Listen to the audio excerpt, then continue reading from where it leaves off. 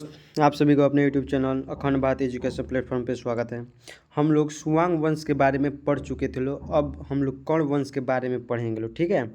जो इसका कार्यकाल मगध पे रहा 73 ईसा पूर्व से लेके 30 ईसा पूर्व तक, ठीक है। तो आइए हम इसके संस्थापक और इसके बारे में जानते हैं कि कौन क्या थे लोग।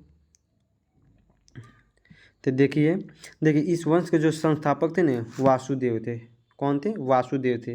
और कहने का मतलब कौन से वंश? कर्ण वंश के संस्थापक। इन्होंने अपने राजधानी विदिशा को बनाया था, ठीक है। इस वंश में कुल 4 शासक हुए थे, यानी 4 राजा हुए थे। कितने राजा हुए थे? 4 राजा हुए थे। कौन से वंश में? तो कर्ण वंश में, ठीक है। और चारों का नाम इस प्रकार है। कौन कौन? एक पहला जो वासुदेव जिन्होंने स्थापना किया था, दूसरा भूमिपुत्र, तीसरा तारायण और चौथा क्या था? सुशर्मा, ठीक है। इस वंश का दूसरा नाम कर्णवंगा था, यानी कर्ण वंश या कर्णवंगा था, ठीक है। इसका 2 नाम था। देखिए ये 43 वर्ष तक शासन किया था। कहने का मतलब कि ये मगध पर कितने वर्ष तक शासन किया था? 43 वर्ष तक शासन किया था। कौन? कर्ण वंश ने, ठीक है। कर्ण राजा को पुराण में शुंग मित्र के नाम से पुकारा जाता था। जो कर्ण वंश के जो राजा थे, ठीक है, उसको पुराण में किस वंश से? शुंग मित्र के नाम से पुकारा जाता था, क्योंकि उन्होंने शुंग वंश के अंत करके इस वंश का क्या किया था? स्थापना किया था, ठीक है। देखिए कर्ण साम्राज्य पर पहला आक्रमण शक का हुआ। ये ब्राह्मण जाति थे, यानी कर्ण साम्राज्य थे, जो कर्ण वाला जाति, इस पर सबसे पहले किसने हमला बोला था? तो उन्होंने उस पर शक वंशों ने क्या किया था? हमला बोला था। और वे लोग ब्राह्मण जाति से आते थे, ठीक है। इस वंश में सर्वाधिक समय तक शासन करने वाला शासक भूमिपुत्र था, जो 14 वर्ष तक शासन किया था। कहने का मतलब जो कर्ण वंश था, तो कर्ण वंश में जो सबसे ज़्यादा शासन कौन सा राजा किया था? तो वो राजा का नाम था क्या? भूमिपुत्र। और इन्होंने 14 वर्ष तक क्या किया था? वहाँ पे शासन किया हुआ था, ठीक है। देखिए इस वंश का अयोग्य एवं दुर्बल अंतिम शासक सुशर्मा था। यानी कहने का मतलब जो सुशर्मा था, कमजोर भी था और पढ़ा लिखा नहीं था, ठीक है। जिसकी हत्या उसके मित्र मंत्री सिमुक ने कर दिया, 30 ईसा पूर्व में कर दी थी, ठीक है। इसके स्थान पर सातवाहन वंश की स्थापना की गई। यानी कहने का मतलब जो कर्ण वंश था, तो कर्ण वंश के स्थान पर कौन से वंश का स्थापना किया गया था? सातवाहन वंश। और कद उसके देखिए अंतिम शासक जो सुशर्मा था, सुशर्मा को किसने मारा था? उसका एक मंत्री था जिसका नाम था सीमुक। कौन था? सीमुक। वहीं क्या कि इनको मार दिया और कर्ण वंश की जगह पर सातवाहन वंश के क्या किया? स्थापना किया, ठीक है। तो आइए हम लोग को अब क्या करेंगे लोग? सातवाहन वंश के बारे में पढ़ेंगे लोग, ठीक है। देखिए सातवाहन वंश, इसका जो संस्थापक था सीमुक था, क्योंकि सुशर्मा कौन मारा था? सिमुक ने मारा था। और ये मार के कौन सा वंश? सातवाहन वंश से क्या कर दिया था? स्थापना कर दिया था। प्रारंभ में यह वंश महाराष्ट्र के क्षेत्र में था, किंतु शक राजाओं ने इन्हें महाराष्ट्र छोड़ने पर विवश कर दिया। कहने का मतलब शुरुआती में जो ये था ना, शुरुआती में जो ये क्षेत्र था महाराष्ट्र में था, लेकिन जो शक राजा थे, जो शक राजाओं ने थे, जो शक वंश के राजा भी थे, उन्होंने महाराष्ट्र छोड़ने के लिए क्या कर दिया? विवश कर दिया कि आप लोग ये महाराष्ट्र को क्या कर दिए? छोड़ दीजिए, ठीक है। तो सातवाहन वंश को आंध्र प्रदेश अंतर्नांतरित होना पड़ा। यानी कहने का मतलब जो सातवाहन वंश था जारे, कहने का मतलब जो सातवाहन वंश था उन्हें आंध्र प्रदेश में क्या होना? जाके बसना पड़ा, जिसके कारण पुराण में इन्हें आंध्र सातवाहन भी कहा जाता है, ठीक है। एक पुराण पुस्तक है, उस पुस्तक में जो सातवाहन वंश के जितने भी शासक थे, यानी सातवाहन वंश था, उन्हें आंध्र सातवाहन कहा जाता है। इसलिए क्योंकि उन्होंने आंध्र प्रदेश में अपने जाकर क्या कर दिया था? शरण ले लिया था।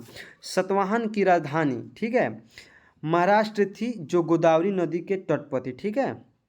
कहने का मतलब जो सातवाहन की राजधानी थी कहाँ पे थी? महाराष्ट्र में थी, ठीक है। उन्हें पहले प्रतिष्ठान बोला जाता था। यह महाराष्ट्र गोदावरी नदी के तट पर क्या था? स्थित था। सातवाहनों की राजकीय भाषा प्राकृत तथा लिपि ब्राह्मणी लिपि थी, ठीक है। यानी जो कहने के मतलब जो सातवाहन वंश को होते थे, उनकी जो राजकीय भाषा थी, ठीक है, प्राकृत भाषा थी। और उनका जो लिपि था वो क्या था? ब्राह्मणी लिपि था, ठीक है। सातवाहन वंश किसी न किसी रूप में 3 शताब्दियों तक बने रहे, जो प्राचीन भारत में किसी एक वंश का सर्वाधिक कार्यकाल है। जो सातवाहन वंश थे वो 3 शताब्दियों तक वहाँ पे शासन किए थे, ठीक है। जो प्राचीन भारत में किसी एक वंश का क्या है सर्वाधिक कार्यकाल है, कोई एक ऐसा वंश है जिसका सर्वाधिक कार्यकाल है, वो वंश कौन सा है, तो सातवाहन वंश है। ठीक है, देखिए सातकर्णी प्रथम सातवाहन वंश का पहला शासक था। सातवाहन वंश का पहला शासक कौन था, सातकर्णी प्रथम था। ठीक है, जिसकी जानकारी नानाघाट अभिलेख से हमें मिलती है, जिसकी पत्नी नैनिक द्वारा बनाया गया था। जो नानाघाट अभिलेख हैं वो किसके द्वारा बनाया गया था, नैनिघाट द्वारा बनाया गया था। जो उसकी क्या थी, पत्नी थी। किसकी पत्नी, तो सातकर्णी प्रथम की पत्नी थी। ठीक है, सातकर्णी प्रथम ने दक्षिण पथ पत्ती तथा अप्रतिहत चक्र की उपाधि धारण किया था। जो सती प्रथम था उन्होंने दो उपाधि धारण किया था, पहला दक्षिणा पथपति और दूसरा अप्रतिहत चक्र की उपाधि धारण किया था। ठीक है, देखिए सातकर्णी प्रथम शासक का नाम सांची स्तूप के प्रवेश द्वार पर अंकित है। इसका जो नाम है ना किसका, सतीकर्णी का, इसका कौन सा स्तूप पर नाम सोचे तो सांची के स्तूप है, उसी के प्रवेश द्वार जहाँ से एंट्री किया जाता है, घुसा जाता है, वहीं एक गेट है, वहाँ पे इसका नाम क्या है, अंकित है। सातकर्णी प्रथम द्वारा दो अश्वमेध कराए गए, इसके द्वारा दो अश्वमेध कराए गए। अश्वमेध के बारे में हम आप लोग को बता चुके हैं। ठीक है, आप लोग को पता नहीं होगा तो पीछे जाके पढ़ लीजिएगा लोग। देखिए पहला जो यज्ञ कराया गया था सज्जय श्रेय यज्ञ। ठीक है, जो अश्वमेध कराया गया था उसमें सज्जय सूय यज्ञ कराया गया था। सातवाहन वंश का सबसे योग्य शासक हाल था। जो सातवाहन वंश का सबसे योग्य शासक यानी पढ़ा लिखा शासक बहादुर शासक कौन था, तो हाल था। ठीक है, हाल ने प्राकृत भाषा में गाथा सप्तशती को रचना किया था। इन्होंने एक पुस्तक लिखा था, कौन, हाल, किस भाषा में, तो प्राकृत भाषा में। उस पुस्तक का नाम गाथा सप्तशती को सती लिखा था। ठीक है, गाथा सप्तशती लिखा था। इस वंश का सबसे प्रतापी शासक गौतमीपुत्र सातकर्णी था। इसमें एक प्रतापी शासक भी था, जिसे प्रतापी ने काफ़ी बहादुर था, हाल से भी बहादुर था। उसका नाम क्या था, तो गौतमीपुत्र सातकर्णी था। इसके समय नासिक के शासक पान ने आक्रमण कर दिया। जब गौतमीपुत्र सातकर्णी जब शासन कर रहा था, ठीक है, सातवाहन वंश में, तो एक नासिक के शासक थे जिसका नाम क्या था, पान। क्या नाम था, पान, खा के फेंक दम, खाई के पान बनारस वाला। तो इन्होंने आक्रमण कर दिया किस पे, तो किस पे, गौतमीपुत्र सातकर्णी पे। ठीक है, कर दिया, किंतु गौतमीपुत्र सातकर्णी ने उसे पराजित कर दिया। लेकिन यहाँ पे गौतमीपुत्र जो सातकर्णी था उसको क्या कर दिया, पान को चबा के फेंक दिया, यानी उसके क्या कर दिया, पराजित कर दिया। इनकी जानकारी महाराष्ट्र के नासिक बोगल थम्बिक के से मिलते हैं। ठीक है, एक सिक्का है, बोगल थम्बिक के मिले सिक्के से मिलती है। ठीक है, किसकी जानकारी, गौतमीपुत्र सातकर्णी और हाल की जानकारी। ठीक है, उसकी जानकारी कहाँ से मिलती है, महाराष्ट्र में एक नासिक बोगल थम्बी के मिले एक सिक्के से मिलते हैं, जिसके एक ओर गौतमीपुत्र सातकर्णी एवं दूसरी ओर नहपान का नाम और चित्र मिलता है। कहने का मतलब कि नहपान जो है ना, नहपान वो झुका हुआ है और गौतमीपुत्र सातकर्णी अपने कपड़ा पहन के तलवार लेके उस सिक्का पे क्या हुए, खड़े हुए हैं। एक तरफ वो झुका हुआ है, एक तरफ ये खड़े हुए हैं। उसी सिक्का से जानकारी मिलता है, जिससे पता चलता है कि गौतमीपुत्र सातकर्णी ने शक शासक नहपान को हराया था। ये तो हम आप लोग को पहले ही बता दिए हैं। गौतमीपुत्र सातकर्णी ने बौद्ध संघ को अकालकीय तथा करले कह के भिक्षु संघ को ऋण देकर ग्राम दान दिया था। जो गौतमीपुत्र सातकर्णी हैं, इन्होंने भिक्षुक के कह के अपने गांव को क्या कहते हैं, दान में कर दिया था।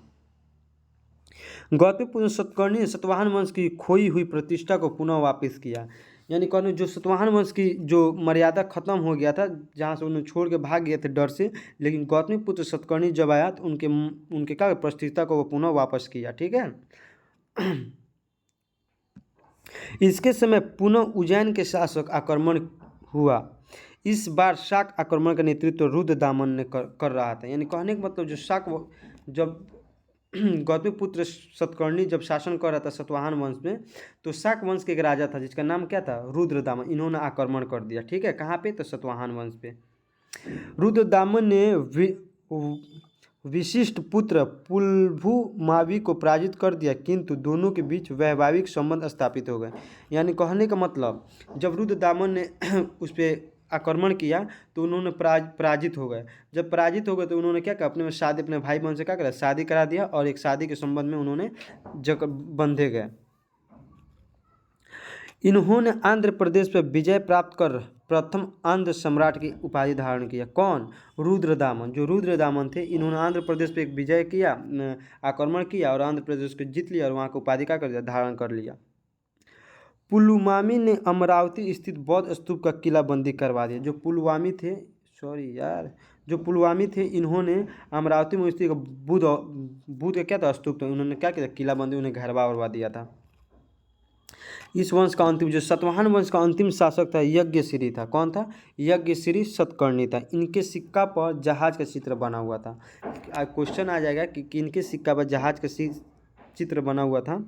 तो इस वंश का जो अंतिम शासक था यज्ञश्री सतकर्णी, उन्हीं के सिक्का पर क्या बना हुआ था, जहाज का चित्र बना हुआ था। सातवाहन वंश में उत्तर और दक्षिण भारत के बीच सेतु का काम किया गया। कहने का मतलब सातवाहन वंश में उत्तर और दक्षिण के बीच कौन सा सेतु का, एगो सेतु है, उसी का बीच का क्या किया गया था, काम किया गया था। ठीक है। ब्राह्मणों का सबसे पहले भूदान सातवाहन वंश ने देना शुरू किया, किंतु सर्वाधिक भूदान गुप्त शासकों ने दिया। सबसे पहले जमीन को दान देना किसने शुरू किया था, तो सातवाहन वंश ने। और सबसे ज़्यादा दान किसने दिया था, तो गुप्त शासकों ने दिया था। ठीक है। वेतन के बदले भूमि देने की समाती व्यवस्था सातवाहन ने प्रारंभ किया, किंतु सर्वाधिक प्रयोग गुप्त राजाओं ने किया था। इस वंश के समय गांव का प्रधान को गौलिमिक कहा जाता था। किस वंश के? सातवाहन वंश के समय जो गांव के प्रधान होते थे, ठीक है, उन्हें गौलिमिक कहा जाता था। ठीक है। इस वंश में दक्कन क्षेत्र में कपास फसल उगाया जाता है और सातवाहन वंश में दक्कन के क्षेत्र में कपास की फसल क्या करते थे, उगाए जाते थे। सातवाहन वंश था ना, मातृसत्तात्मक समाज था। कौन सा समाज था? मातृसत्तात्मक समाज था। यहाँ नाम के पहले माता का नाम लिखा जाता था, किंतु राजा पुरुष ही होता था। लेकिन वहाँ का जो राजा होता था वो पुरुष ही होगा, स्त्री नहीं होगा। लेकिन वहाँ पर जो नाम लिखना होगा तो सबसे पहले माता, तब पिता का नाम लिखना होगा। ठीक है, क्योंकि वो मातृसत्तात्मक था। इस समय सीसा के सिक्का का प्रयोग हुआ था। सातवाहन वंश में सीसा का जो सिक्का चला था, ठीक है, उस समय प्रयोग हुआ था। देखिए, चांदी के सिक्कों को कांसापर्ण तथा सोने के सिक्कों को स्वर्ण कहते थे। यानी सातवाहन वंश में जो चांदी के सिक्के होते थे उसे कांसापर्ण तथा सोने के सिक्के को स्वर्ण कहते थे। ठीक है। सातवाहन साम्राज्य की भूमि गोदावरी नदी घाटी में स्थित थी, जिसके कारण यह अत्यधिक उपजाऊ थी। जो सातवाहन के जितने भी साम्राज्य की जितने भी जमीन उमीन था वो कौन सी नदी में थी, तो गोदावरी नदी में थी। ठीक है। इसलिए वो कहते हैं अत्यधिक उपजाऊ चीज़, जो पानी के पास रहेगा तो नया नया भूमि के परतें वहाँ पे चढ़ती जाएगी तो वो अधिक उपजाऊ होती जाएगी। ठीक है। आप लोग अगर ज्योग्राफी में पढ़िएगा भूगोल में तो आप लोग को डिटेल्स उसमें बताएंगे हम। ठीक है। ऐसे कहा जाता है कि सातवाहन काल की भूमि उस समय की सबसे उपजाऊ भूमि थी। वहाँ से जब माना जाता है कि जो सातवाहन काल की भूमि थी वो बहुत सबसे अधिक उपजाऊ भूमि थी। वहाँ कहने का मतलब कि अगर जितना जगह में एक हाथी बैठ जाती थी, उतना अगर जगह में अगर फसल को रोप दिया जाए तो जो आदमी जो होते थे ना, 10 आदमी एक साल तक वहाँ के अनाज को क्या करते थे, खा सकते थे। ठीक है। वो इतनी उपजाऊ भूमि थी। तो चलिए हम लोग फिर मिलते हैं लोग नेक्स्ट वीडियो में।